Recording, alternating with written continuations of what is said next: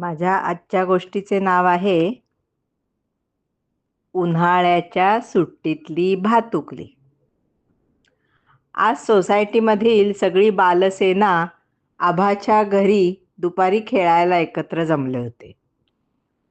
खरे तर घरचे तेच तेच गेम खेळून सगळ्यांनाच खूप बोर झाले होते.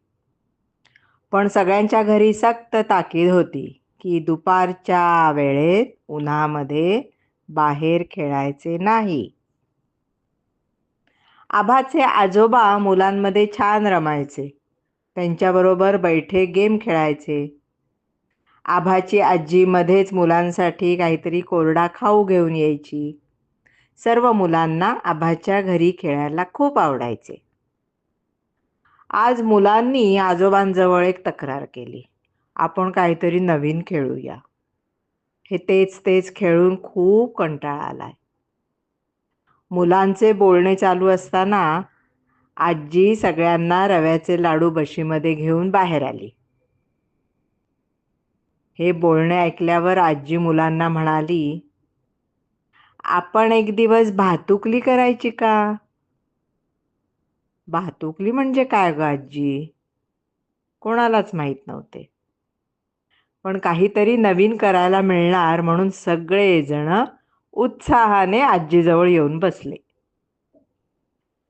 आजी म्हणाली, भातुकली म्हणजे तुम्हाला आवडणारे पदार्थ तुमची मदत घेऊन तयार करायचे आणि मग एकत्र अंगत पंगत करून जेवायचे. हे ऐकून बच्चे मंडळी एकदम खुश झाली.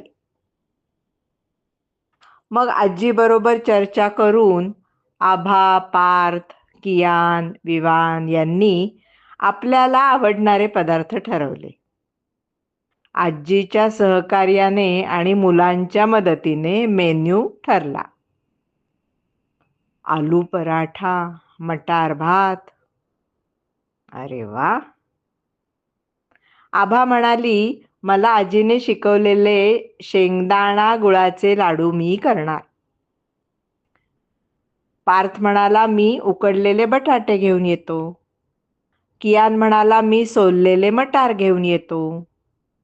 विवान म्हणाला, मी सगळे मसाले घेऊन येतो. झाले, भातुकलीचा दिवस उजाडला. मुलांनी आपापल्या आयांच्या मागे लागून सगळी तयारी सकाळी लवकरच सुरू केली. सकाळी 10 वाजता सगळी बच्चे कंपनी सांगितल्याप्रमाणे पदार्थ घेऊन आभाच्या घरी जमले.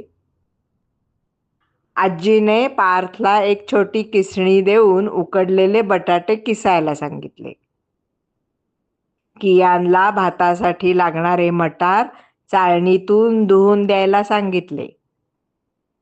विवानने आणलेली कोथिंबीर निवडली, लसूण सोलून दिला आणि आभाने आजीने दिलेल्या शेंगदाणे कुटामध्ये तूप आणि गूळ पावडर घालून छान छान छोटे लाडू वळले. आजीला सगळ्यांचे खूप कौतुक वाटले. तिने उत्साहाने छोटे छोटे आलू पराठे बनवले, गरम मटार भात बनवला आणि मुलांना अंगत पंगत करून जेवायला वाढले. आपण मदत करून तयार झालेले पदार्थ मुलांना खूपच आवडले आणि त्यांनी हसत खेळत जेवणावर ताव मारला.